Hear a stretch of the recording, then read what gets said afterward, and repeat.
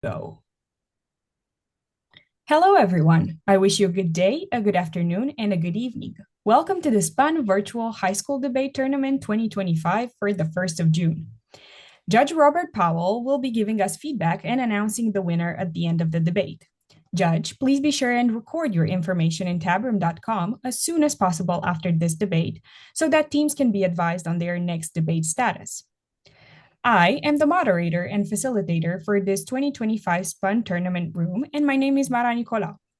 I would like to read the following statement to you. The winning team is chosen based on their skill and effort, not on any preset NSS position. NSS clearly believes that humanity should continue to explore, develop, and settle space. However, NSS also believes that open, honest debate will facilitate that goal. It is important that space advocates understand and be able to express the anti-space case.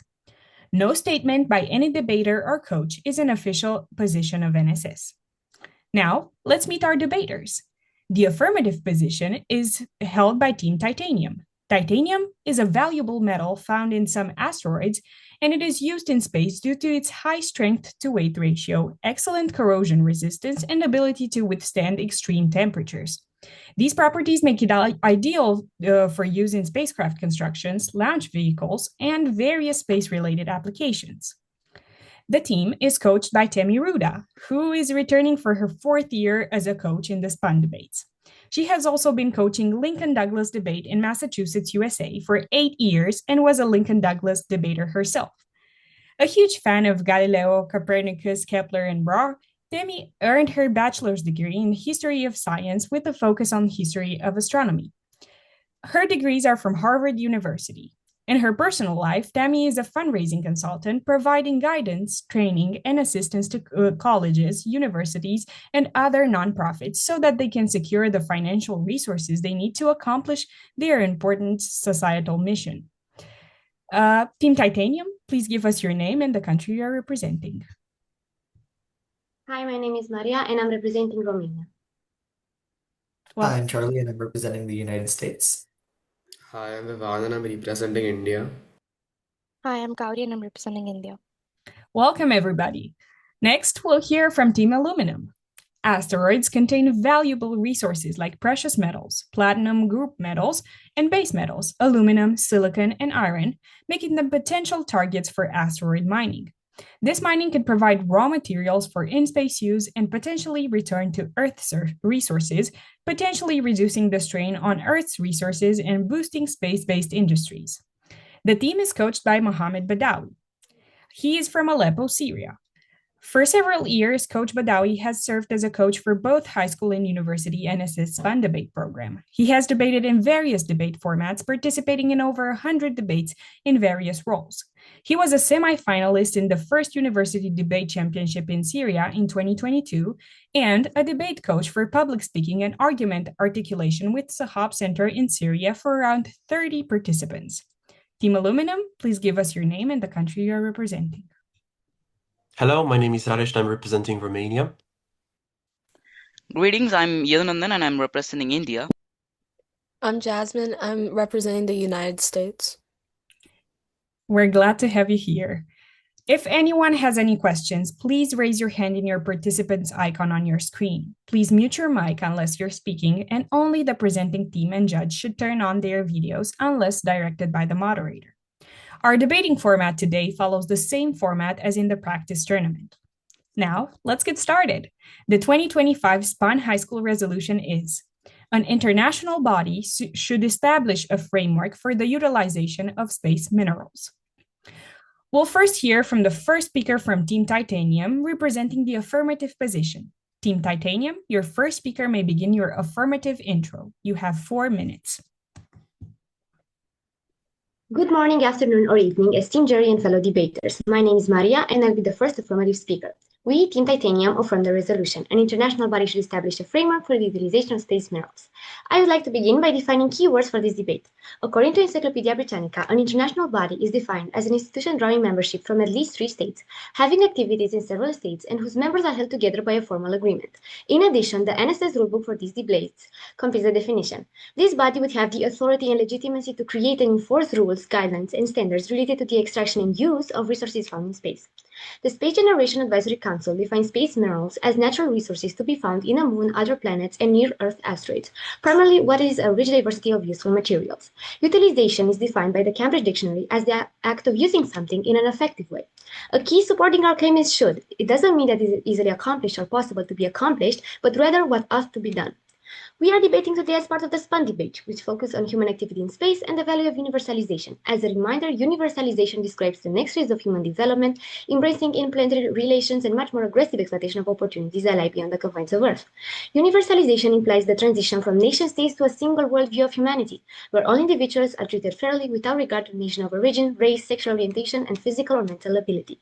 I am pleased to offer an overview of the 3 arguments my teammates and I will be making in support of the resolution. We will show that an international body is best for establishing a framework for the utilization of space minerals because it ensures equity, maximizes safety and security, and grants access for all. An international body is the one solution that ensures equity. Equity implies answering the direct needs of someone in a fair and impartial manner, without regard to their social background. Therefore, ensuring equity is the one way to achieve universalization, and an international body is the sole provider of that opportunity. Private companies often have biased requirements for employment, denying equity. According to SpaceX's own website, only US citizens can apply for job opportunities and internships. The overall guidance principle for the international body we propose is universalization. Therefore, it is going to be different from what such bodies currently tend to be, but similar to the milestone they achieved. Our international body would not only offer access to decision-making for all members without unequitable mechanisms such as veto votes or contribution votes, as a seat at the table grants a fair start, but also offer help for the nations in need. The first globally ratified agreement, the Montreal Protocol, shows how developing countries are equal partners in resolving global crises if they are helped.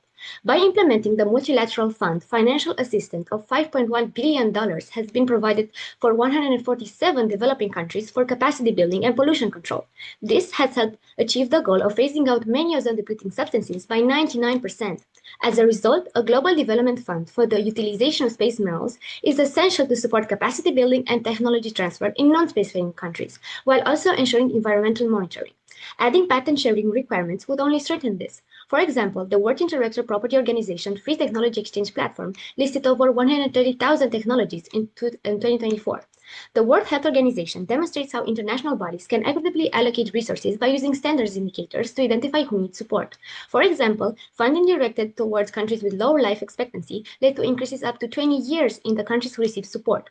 Similarly, the ISA sets standards that have to be met within specific timeframes in order to have access to mining sites and also prevents monopolies, which provides opportunities for other actors to take a turn at mining. Therefore, equity of resources and thus universalization can only be achieved by an international body.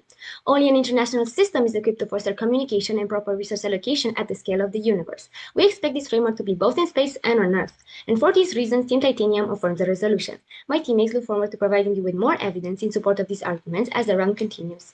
Thank you. Thank you. Now we begin a 3-minute prep time for the negative team to prepare a cross-sex. If the negative team is ready to move on before the 3 minutes have elapsed, please indicate to me and we will proceed.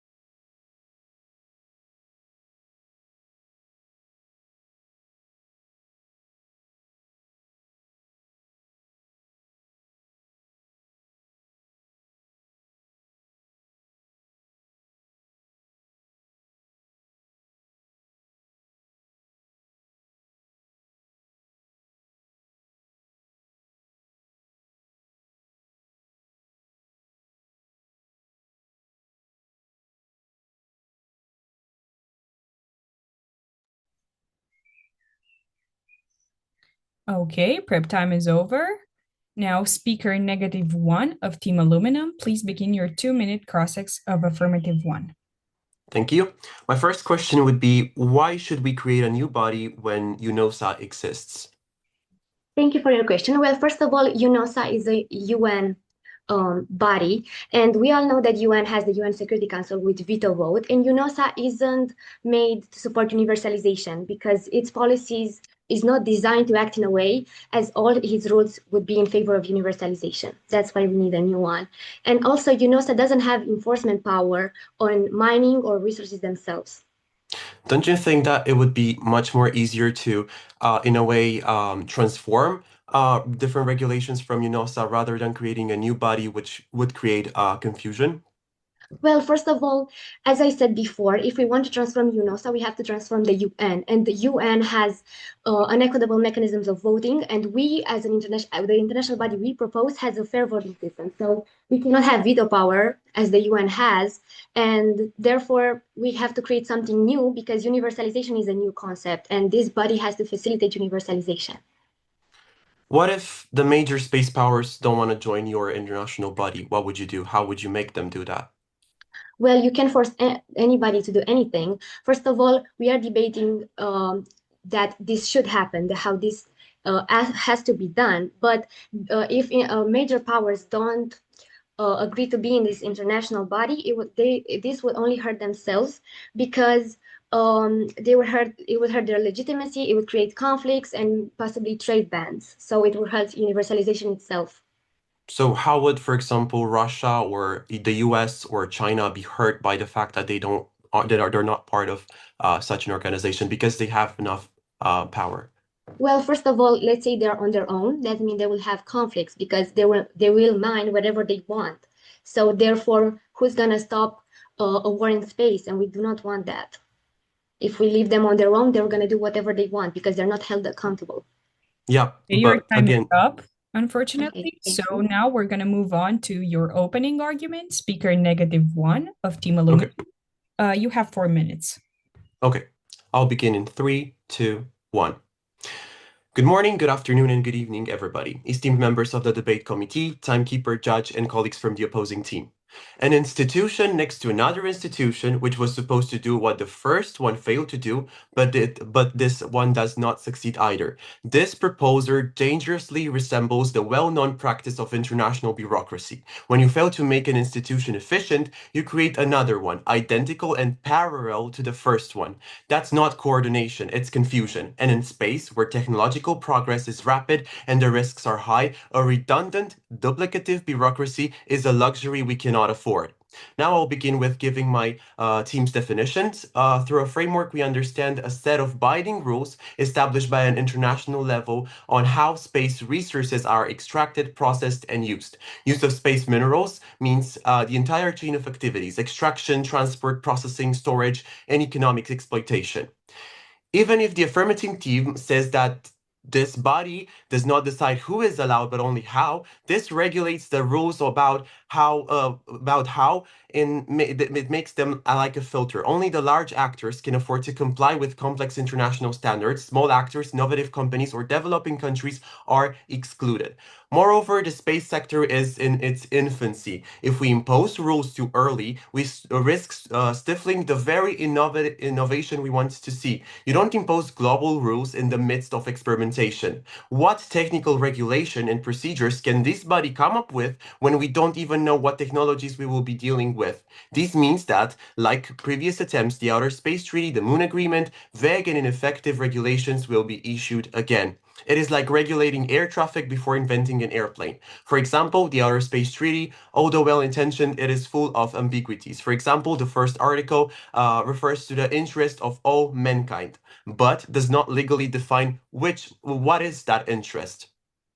Imposing an international framework now means assuming that we know exactly what the industry is going to be like in, I don't know, 10, 15 years. This is unrealistic, and worse, it may become an obstacle when reality turns out to be different. If you sanction the unknown, you risk losing exactly what would have taken you forward.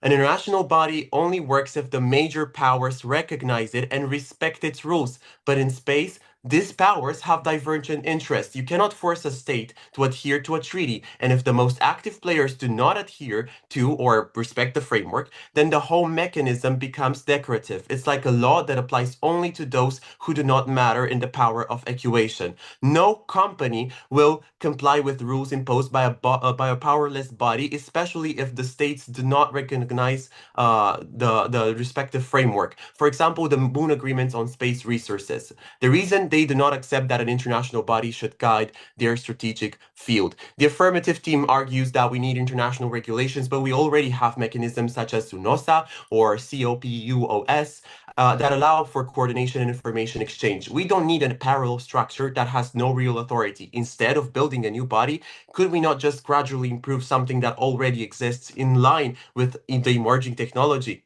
This motion risks stifling initiative, creating unforceable rules, and offering only the illusion of cooperation that cannot exist because it is being imposed at the wrong time. Wouldn't it be a mistake to send bureaucratic inefficiency into space instead of universalization? Thank you. Thank you. Now, affirmative 1 from Team Titanium. Please start your cross-ex of -1. You are allotted 2 minutes. Okay, my first question is, would it be safer or more sustainable without regulations? It's a yes or no question. Answer. Well, it's not a yes or no question because this Well, implies I'm asking it yes or no. Just tell me this. no. Okay, thank you. Then you agree that universalization so universalization cannot happen in an unsafe and unsustainable environment that is without regulation. I would like to move on to my next question. How would you resolve conflict and monopolies if companies want to mine in the same space if we don't have regulations? Monopoly is not something new. We already have regulations on monopoly happening all over the world. And regarding the first question, because you started putting another question after that, well, you answered my question, so that's why I asked another one. So how would you resolve conflicts if we don't have regulations? we're not talking here about what do you mean, first of all, by conflict? Do you mean commercial conflicts? Well, Because you did yes, not mention that in your speech.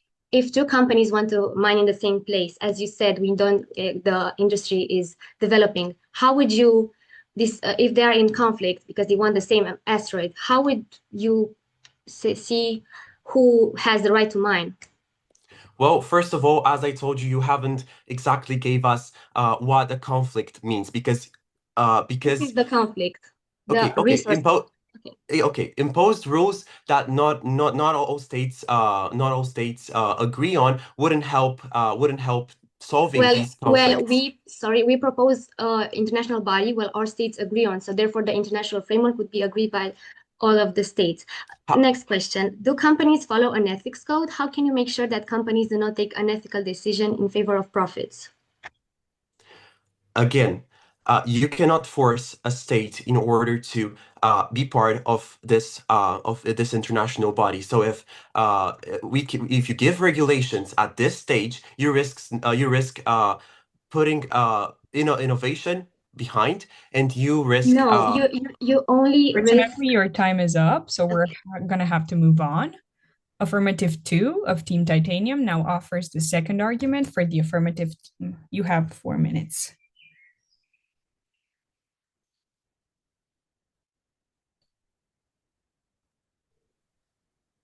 Good morning, good afternoon, and good evening, esteemed judges and fellow debaters. My name is Charlie Bales, and I'm pleased to present two arguments to affirm the resolution. An international body should establish a framework for the utilization of space minerals.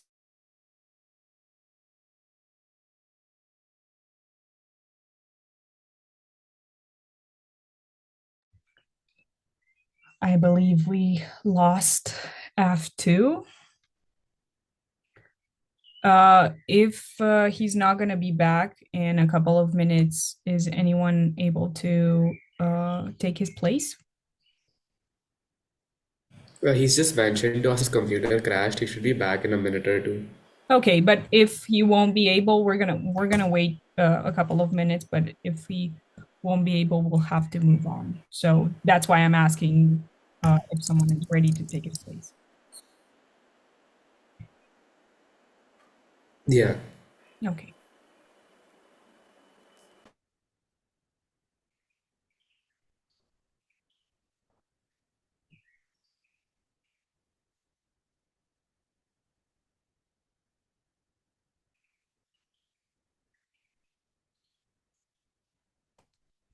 Hello, my computer is crashed, unfortunately, but I have a different one. May I restart my time? Yeah, perfect. Thank you. That's what we're gonna do. You can All go right. now when you're ready. Like, don't panic or something. It's fine.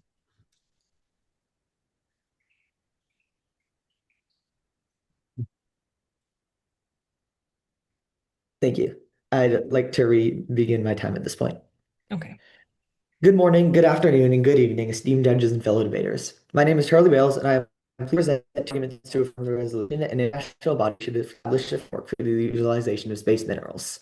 First is the importance of safety in space mining, and secondly, establishing an international body in order to implement a framework for the utilization of space minerals will ensure equal access for everyone. Before I begin, however, I'd like to point out that the negative speaker one did not actually propose anything aside from an international body. He simply advocated for creating an international body off of one that already exists. And this is still using an international body to establish a framework for the utilization of space minerals, even if it's not a new international body, as we advocate for. He's not arguing against the resolution, he's actually arguing for it in a different way. Moving into my actual arguments, I would like to discuss the importance of safety in space mining. Professor Jaku in the IAASS's executive board member Pelton's 2016 article states that the current policy in place is that two or more states jointly undertake space mining activities. Each state would be expected to adopt and impose space mining safety standards. These standards tend to clash. All safety standards that are different tend to clash with each other. And unregulated differences could cause accidents, which could apply damage to property, earth and space environmental damages, and most importantly, the death and injury of humans.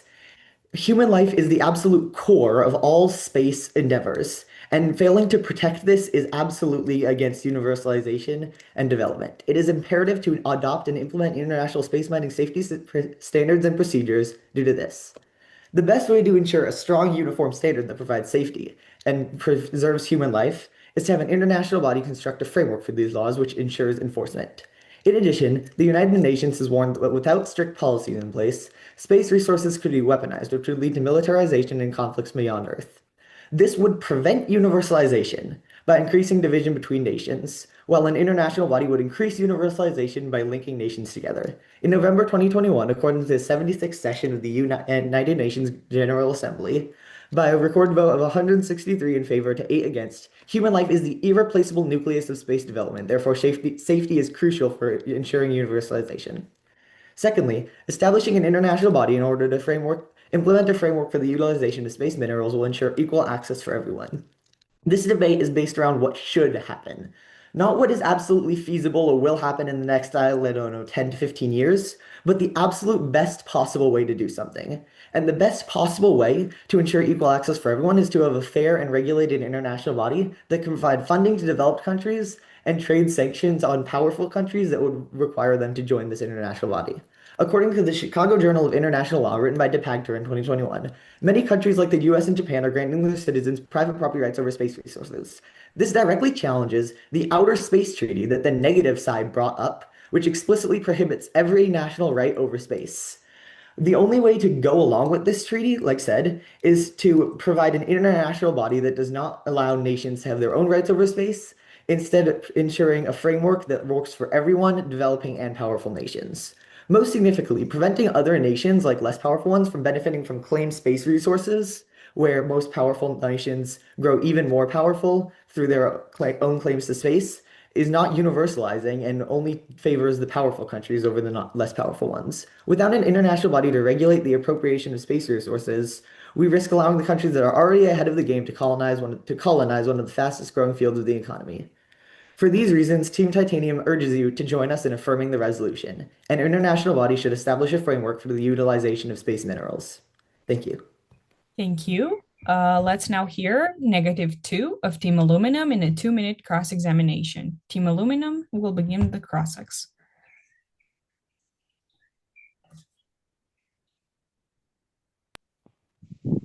Okay. So you said that we should so we should build a framework for so that the bigger countries should like the bigger countries should not like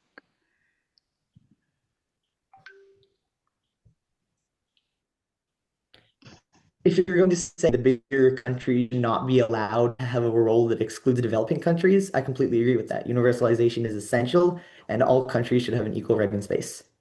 So, how do you provide that in a framework? Oh, that's a very simple question. Thank you. Since our international body will be based around universalizing principles as is the basis of these spun debates, we will ensure that all countries are equally proportioned based on their country and population and the effort and money that they put in. We will provide funding from the more powerful countries to help the more developing countries. And we will ensure that every country is represented on the actual space flights, along with many other things that should happen. So, how do you make sure that all states are like um, accept this framework, or isn't this idea a little bit utopic? Absolutely. And this debate is about what should happen. This is what should be the best. As I recall, we provided a definition for that, and your team did not, or provide a definition that went along with it, meaning that we provide funding for developing countries and provide regulations for powerful countries. This is what should happen. This is the best possible scenario, and calling it utopic is basically agreeing with our argument. So, if you want,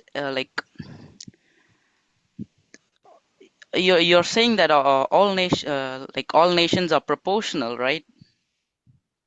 Unfortunately, your time is up, so we're going to move on. Let's now hear from -2 from Team Aluminum for your second argument. You have 4 minutes.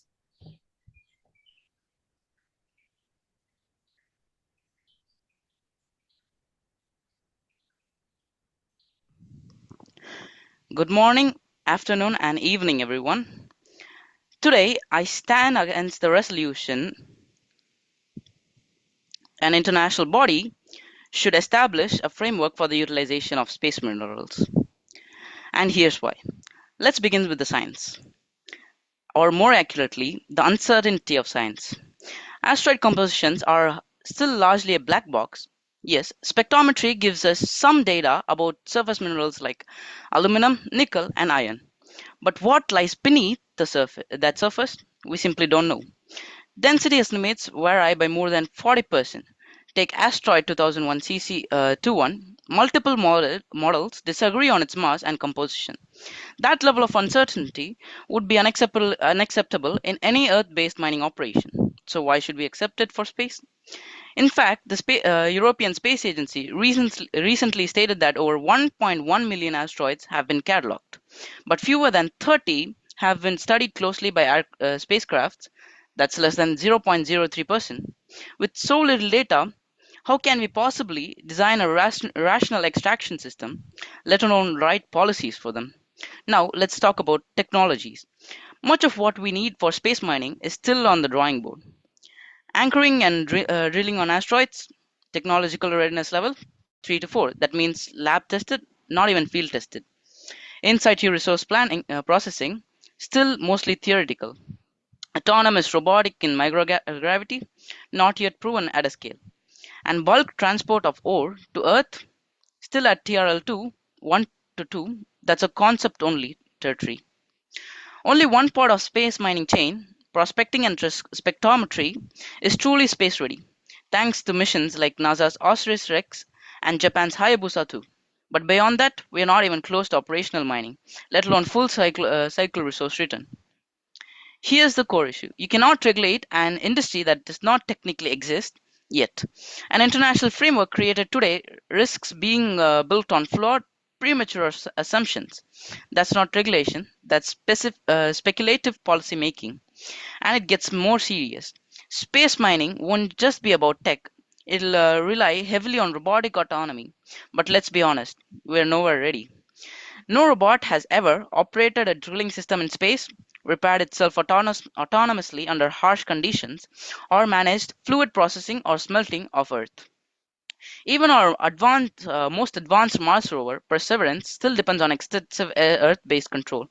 AI and engineering systems are simply too immature to justify a legal framework. We'd be regulating imagination, not reality. And finally, Let's not forget the existing legal structures. The Declaration on International Cooperation on Outer Space already outlines that all space activities must be for the benefit and in the interest of all states, taking into particular account the needs for developing country. That means any future space mining effort must not just serve commercial powers or wealthy nations. It must include everyone. A premature framework now could bake inequalities, excluding the very country the declaration seeks to uplift. In conclusion, space mining may one day be possible, but we are not there yet. The science is incomplete, the technology is unproven, and legal groundwork already exists to protect global equity when the time is right. But before we even think about international frameworks, we must first prove the concept with engineering, not words. Let's not build policy on speculation, let's build it on readiness. Thank you. Thank you. Now, Team Titanium, please start your 2 minute of a cross-X to -2 of Team Aluminum. Thank you. I'd like to begin my cross-X now. Negative speaker 2, most of your speech was about how we should not establish a framework and because of speculation. However, your affirmative 1 speech stated that space is such a fast-growing industry that we would need to provide something that covered it faster than bureaucracy. These two things seem to be at odds with each other. Would you care to reconcile them? I'm sorry, can you just repeat the first sentence? Your speech seemed to mainly be about how we should not establish a framework because it would be too slow. Yes, we should not build a framework because it's too slow. Instead, we should already we should focus on more frameworks that are already existing. So Okay. Then thank you. Then explain why your first speaker stated that space is such a fast-growing industry that bureaucracy would only slow it down while you're advocating for slowing it down. can you repeat the question? Yes, you are advocating for waiting on establishing a framework. However, your first speaker advocated that bureaucracy would slow it down. This seems exactly what you want. Would you care to clarify that? That is not what the first speaker said. The first speaker said that space is unpredictable. He did not say that space is a fast-growing. Well, you mentioned in your speech that that NASA and Japan's Space Society were taking strides in space. However, these are governmentally regulated bodies with a framework. Creating an international body would have a framework just like this. Why would you go against frameworks? We are not going against frameworks. We are saying that we should Okay, so enhance thank our you. existing Thank you. You are not frameworks. going against frameworks, which means that you are in support of the resolution that a framework should be established. Okay, your I'm time is saying that up. Your time is up. We're now going to begin a 2 minute prep time for both teams to prepare their rebuttals.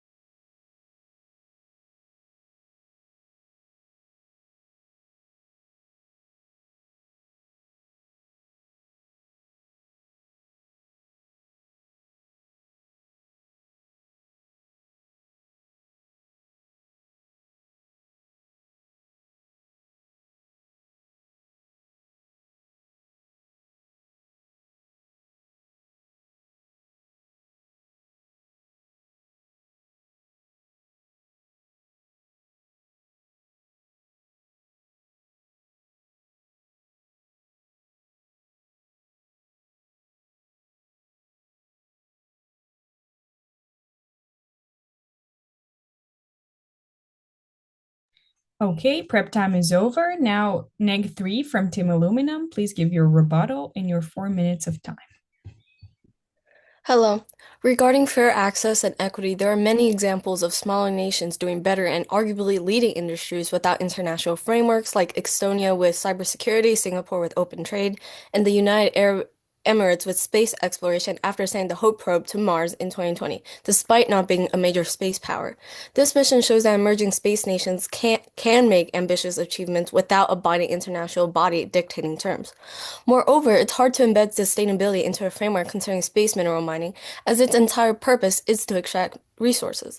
There have been multiple international agreements that have harmed environmental sustainability, like the World Trade Organization. The WTO promotes trade, often at the expense of environmental regulations, discouraging countries from enforcing strict standards of fear of violating trade rules. The WTO allows for countries to challenge others' environmental laws as trade barriers, which forced the United States to weaken its dolphin safe and tuna labeling after Mexico challenged it. One cannot reason that international frameworks automatically, reasonably, productively, or effectively bolster environmental standards. Also, while legal clarity can support investment, waiting for an international legal consensus could slow innovation. The current approach, where countries like the US and Luxembourg have taken the lead, allows for experimentation and market-driven development without being stalled by complex and often slow-moving international negotiations. Moreover, private companies are already investing heavily despite legal uncertainties. For example, SpaceX, Blue Origin, and others have already made significant advancements, indicating that profit potential outweighs legal ambiguity for many investors. In fast-moving industries, over-regulation or premature international treaties could hinder entrepreneurial activity and technological breakthroughs. Ideally, it should prevent conflict and promote peaceful use. But international accords concerning self-benefit have not been enforced as intended by the signed treaty. One can integrate fairness and sustainability into a framework, but one cannot stop bigger countries from using their hard and soft powers to leverage terms against smaller countries. Equal voting rights or the principle of common heritage of mankind do nothing to prevent wealthier countries from circumventing the framework's jurisdiction, which only focuses on space mineral mining, by using economic geopolitical practices and their military to coerce those susceptible to receive better terms during negotiations. Take, for example, the economic agreements between the EU and the African, Pacific, and Caribbean countries. The European used economic dependence like aid and trade access, as the entire region is a huge trading bloc with dependent aid-reliant countries, to leverage more favorable terms. Smart markets in the ACP regions were flooded with European goods due to Europe pushing for liberalization, handicapping local industries ranging from services to farming. International agreements, while intended to facilitate peace, exacerbate tensions, conflicts, and political and economic discrepancies. The Cold War era space race was a time of technological competition that focused on achieving superior spaceflight capabilities. The era held key events that were not limited by international frameworks, like the launch of the first satellite, the first human in space, the formation of NASA, and the moon landing. While it had geopolitical tension behind it, the race to the moon involved no direct violence or enforced international framework. Each nation competed independently in science and engineering. One must remember that competition is not synonymous with conflict. The true driver of cooperation is in space and historically is mutual interest and strategic benefit. The International Space Station was a result of nations recognizing the scientific and diplomatic value of working together post-Cold War era. Many agreements were negotiated after cooperation was underway. Furthermore, China's exclusion from the ISS is not due to a lack of unified rules, but due to geopolitical tensions and national policies, particularly U.S. legislation like the Wolf Amendment that prohibits NASA from working with China. This shows that even when rules exist, politics can override cooperation, not the other way around. We are not advocating for a new international body regulating space mining. There is no productive reason to establish a new body that has extreme legal ambiguity, especially now with rising geopolitical tensions. Space itself has innovations every day and cannot be bogged down by outdated rules and regulations. Thank you. Thank you. Now, affirmative 3 of titanium now gives your 4-minute rebuttal.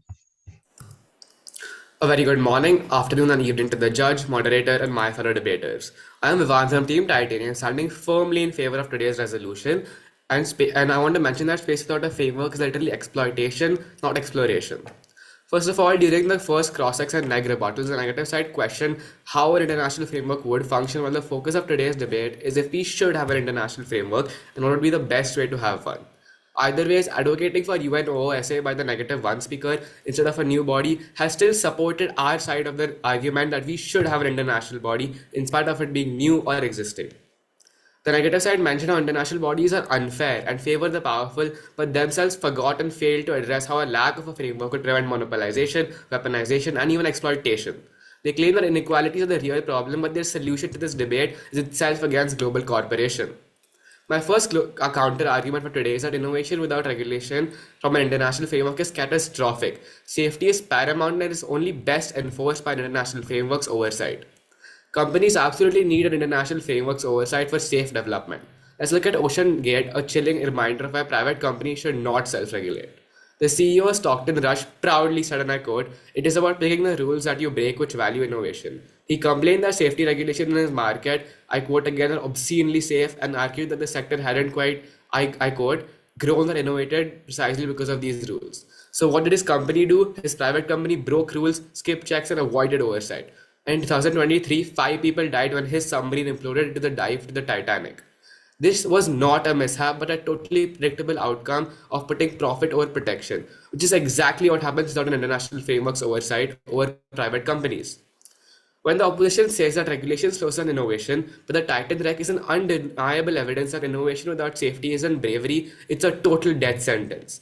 If billion-dollar tech CEOs can cut corners in the ocean, just imagine what they could pull off in space without a framework. We need a framework to stop, not to stop innovation, but to stop another ocean gate from happening in space. My second counter argument for today is against the arguments proposed by negative one. I will highlight the need for an international body and the unethical practices followed by private companies without an international framework. Without an international framework, reckless actions can go absolutely unchecked. For example, in 2007, China blew up its own satellite in a military test, creating over 3,000 pieces of space debris fragments that now threaten every single space mission, be it Chinese or not. And yet there was no cleanup, no apology, no silence. Why? Because no global body had the authority to hold them accountable. To avoid such malpractices, we need an international framework of rules and judges. Now, I will prove why we absolutely need an international body to avoid scandals. Private companies will not magically behave better. Look no further than the 2015 Volkswagen emission scandal. The private company rigged their softwares in their cars to cheat pollution tests. They prioritized profits over public health and Earth's environment. Not only did they have to pay billions of dollars in fines after they were caught, but worst of all, they caused irreversible environmental destruction. Just imagine the fraud they get away with a lawless space race. For my third counter-argument, the negative said that an international framework would not help universalization. But history says totally otherwise. In the 1970s and 1990s, global innovation stalled. As reported in the International Telecommunications Union archives, telecom systems clashed, frequency signals interfered, and Cold War rivalries led to disputes over satellite slots in orbit. All because there were no shared rules, no international framework. That changed when the International Telecommunications Unions or the ITU stepped in and laid a clear international framework. They standardized the frequency spectrum to be used and coordinated orbital rights for satellites. The result, GPS, satellite, TV, and broadband were all made possible, connecting all parts of the world and helping it grow together. The international framework did not innovate or promoted universalization and innovation at the same time. In fact, supercharged both of them. The evidence provided makes it crystal clear that the inefficiencies and dangers of a world without an international framework. I urge the judge to choose an international framework over a lawless void, which is space. I urge the judge to choose universalization over tyranny and monopolization. Thank you. Thank you. Now we begin a 2-minute prep time for both teams to prepare their summaries.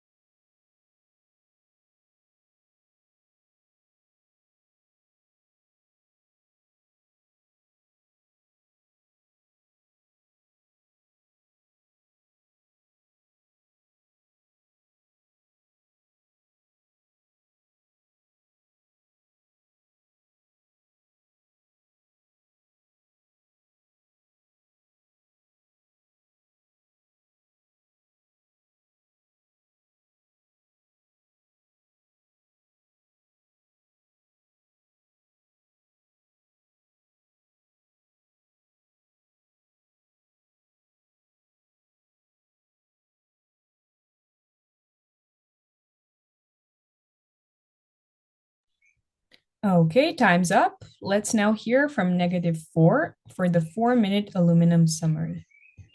Okay, I'll begin in 3, 2, 1. Good morning, good afternoon, and good evening. Esteemed members of the debate committee, timekeeper, judge, and colleagues from the opposing team. Today I'll be taking Marika's place, my colleague, because she wasn't able to make it. Today we heard an utopic, unrealistic version coming from the affirmative team. They stated that all states will be part of this body that they mentioned. Why did you then use real references to real countries, bodies, or even talked about Earth if everything you said is a hypothetical theory? It is not viable to assume that all countries would be able to come to a consensus. This is utopian, and by using this idea, you make universalization utopian, which is not good. Universalization is something viable in the real world, not in a hypothetical one. Not only there, but in the real world, this could be done only through gradual regulations. What has the affirmative side claimed? Well, they claimed that by saying we believe that we shouldn't rush with regulations, we argue for the resolutions. No, we don't agree. You didn't specify when this body should be created, only that it should exist.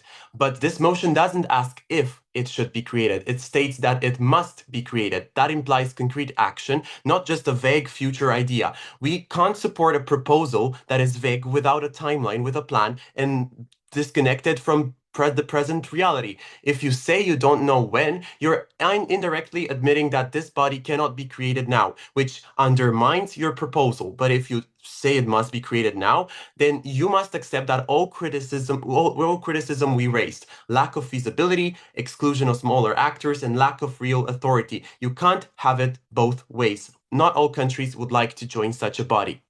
Also, you stated the fact that you also gave us examples from national accidents that happened. Well, those were sanctioned and should be sanctioned by the national laws and by the countries that have the space technology in order to regulate such domains. So national accidents aren't an international matter because they're regulated all over the world. And also, we already have UNOSA and other bodies which often have this exchange of information and help each other in case of emergencies. What we have shown, well, from the first speaker, we presented a grounded and accurate informed case. We offered 4 key arguments, each supported by precedent and logic.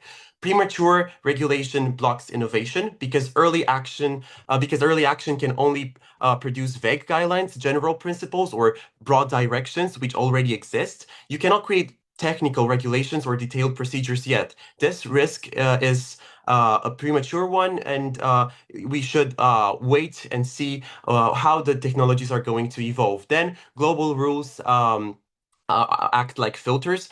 For example, big countries would still want to impose their rules and their own views because not all the countries are going to agree. It never happened, and it won't happen soon. Taking all these aspects into consideration, we do not believe that the affirmative side has made a viable proposal that would bring added value to this field. All countries would not be able to have a consensus. This is again utopian, and by making this whole utopian case, you make also the universalization an utopian concept, which is not. We can make universalization here in the real world, but all we have to do is to take small steps. How many 22nd century bureaucrats did it take to change a light panel? Well, we'll have a subcommittee meeting and get back to you with an estimate. Peter F. Hamilton, Great North Road. Please vote against the motion. Thank you. Thank you. Now, finally, we'll hear from affirmative 4 from Team Titanium, who will begin their summary in the 4-minute allotment. Thank you. Good morning, good afternoon, and good evening, respected judges and fellow debaters. My name is Gauri, and I will be summarizing this debate for you. I will outline the reasons why I believe the affirmative team presents a more compelling case. Firstly, we clearly stated in the beginning of this speech that the best choice is to have an international body. As stated in the resolution, we emphasize that it should be created. Our first speaker talked about equity, how equity is essential, only an international body can ensure it. We give an example of SpaceX limiting jobs to only US citizens, showing how private companies companies can exclude others, which is completely the opposite of universalization. In contrast, we underscore that international bodies will not resemble the past, having systems like veto votes that do not support universalization. Just like international body, therefore we need international bodies for space mining that give all countries a fair chance, including in ensuring that there's universal access, sharing benefits, and true cooperation in space. In response to the next concern, we emphasize the value of binding international enforcement power, while they question the need for a system like UNOSA. We argue that enforcement promotes compliance rather than harm. To claim that international systems shouldn't be modernized, we pointed out that current structures like the ISO or UN are outdated, and we need a new universal body that emphasizes universalization, which is a new topic. The NEG also raised doubts about powerful nations not joining. We countered that non-participation would economically and diplomatically harm those nations. The fears that early regulation could stifle innovation, we clearly cited that the Montreal Protocol has provided regulation, which has actually been the drive for green innovation. The negative team stated that early regulation hampers innovation. So we demonstrated through the AF2 that the Montreal Protocol proves the opposite. Second, we talked about how regulation does not stop progress. In fact, it accelerates it by setting clear targets and driving investments in sustainable solutions. A second speaker made it clear that safety and security in space mining can only be achieved through an international body because a human life is worth more than anything. We pointed out that global standards are better than conflicting national safety laws that can lead to accidents, environmental harm, or even militarization of space. As our team mentioned, experts like Professor Jaku has warned about these dangers. We are also referred to the UN's call for non-weaponization of outer space, showing how important unified safety rules are. An international body can ensure clear, enforceable rules protecting both humans and space environment. During the -2 speech, they mentioned NASA and Space Society, which are organizations which are based on frameworks. And in the cross-examination, they agreed to the statement that frameworks are essential. Next, the -3 said that private corporations fuel innovation. However, let's not pretend private means independent. For example, behind every SpaceX launch is NASA check, a 13 billion in taxpayer fund contracts in the past decade says it all. From cargo runs to the ISS to crewed missions, SpaceX isn't leading the industry on its own. It's riding on government-backed funds. Concluding, I would like to state what Neil deGrasse Tyson boldly claimed, that the first trillion will emerge from the asteroid mining. For these reasons, I urge you to vote for the NEG. Okay, thank you so much and congratulations, everyone. Judge Powell, would you like a couple of minutes before you offer your feedback and the winning team? I can't see anything.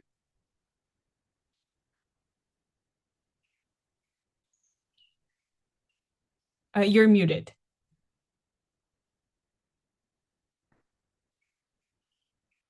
Can you write in the chat if you can't unmute yourself?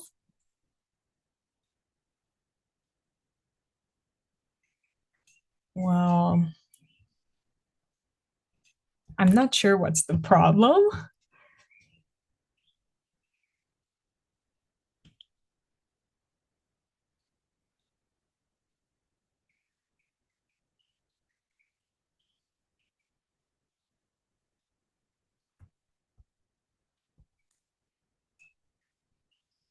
As moderator, can you unmute him on the participants tab? I can only ask to unmute, but I can't unmute him.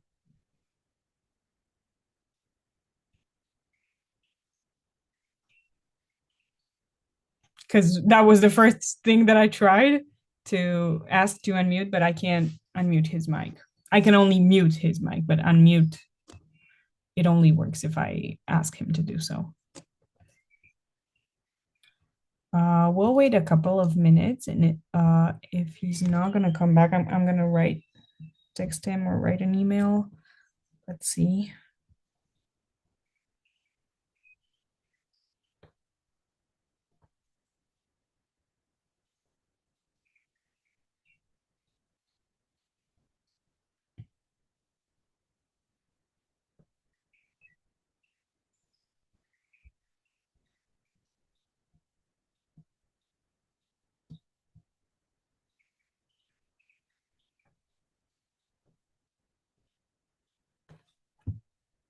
I think he's trying to join on a different device.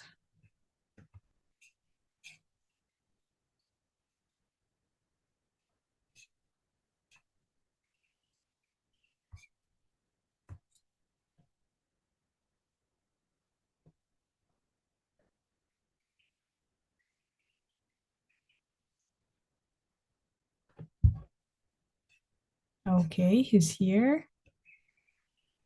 Okay. Can you Yeah, hear me now? we can hear you. Okay, so I had to totally drop out because my system, Zoom was locked on my system. So I could hear you guys. And I just could not communicate. So I'll need a few minutes because I've spent the last few minutes trying to Yeah, don't worry. get back Just let us know into when you're ready. Zoom. All right. Guys, until Judge Powell decides on the winning team, how was it? Tell me a little bit about it.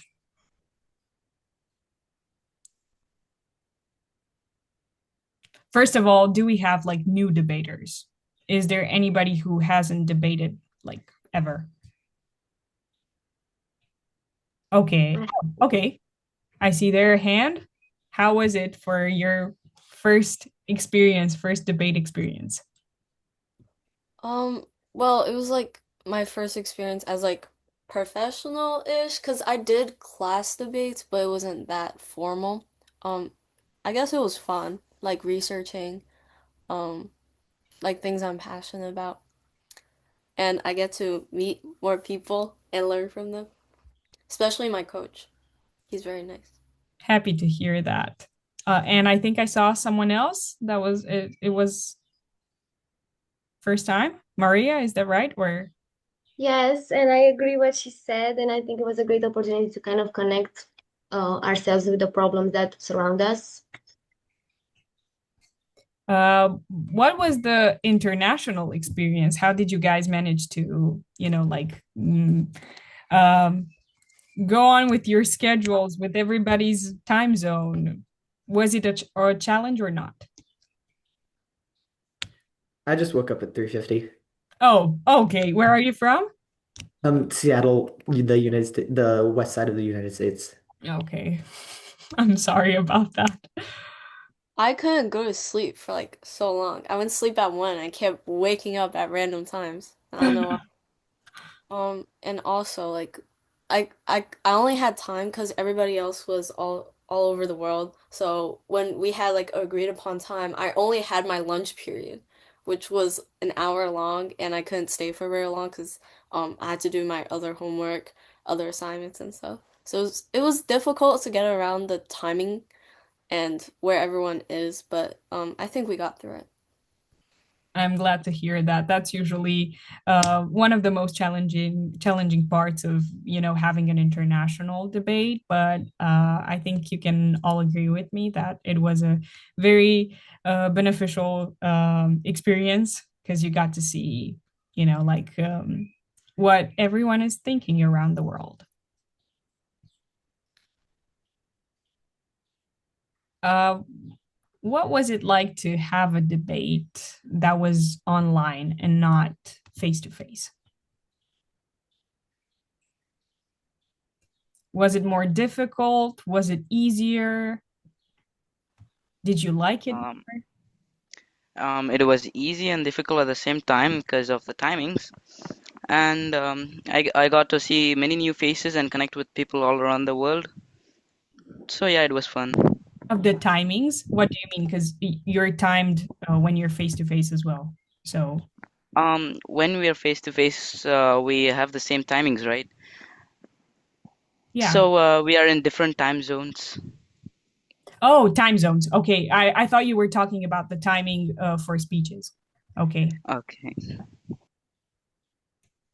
I feel like it's much more forgiving. Um, I mean, I practiced some because I went through all of my rebuttals before, and I guess I could practice without people hearing me. I was like mouthing words the entire time throughout the speech while paying attention, so it was much more forgiving while practicing my rebuttal without people hearing what I'm going to say beforehand. Okay. So, overall, kind of much easier experience than face to face. But as you could see, we usually have like technical difficulties, um, is which are usually some things that just drag us down, and we can't necessarily go on if someone is missing, or if someone can't cover for their teammates, or if we don't have a judge, if we don't have a moderator, that's kind of something that I think you've experienced during your training as well. Because, at some point, I don't know, there was like super bad weather, you didn't have internet, you didn't have maybe power or something. So, Judge Powell, are you ready? Yes, I'm Oh, ready. we're eager to hear.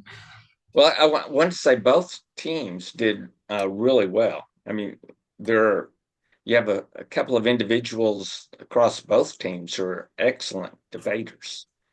Um, and has probably been, this is my fourth year doing this, has probably been the strongest debate I've seen between two teams. I thought the negative team made some really good arguments. They had the negative block.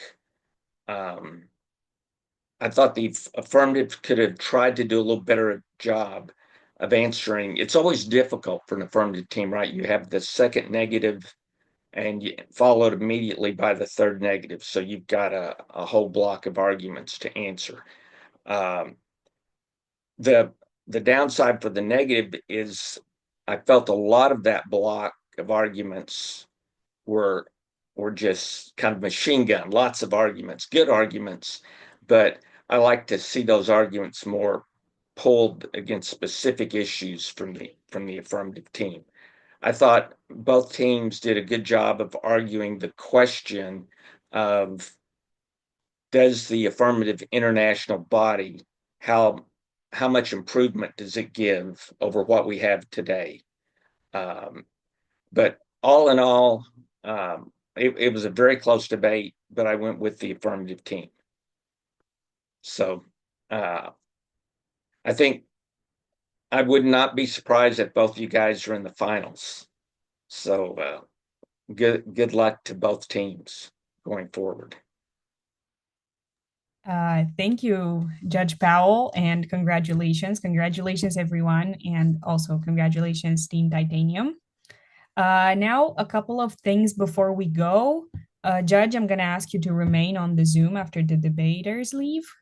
Then the final virtual debate of the spUN tournament is scheduled to be streamed onto the NSS International Space Development Conference in Orlando, Florida, on Saturday, June 21st at 8:30 Pacific Daylight Time. So we're waiting for you there.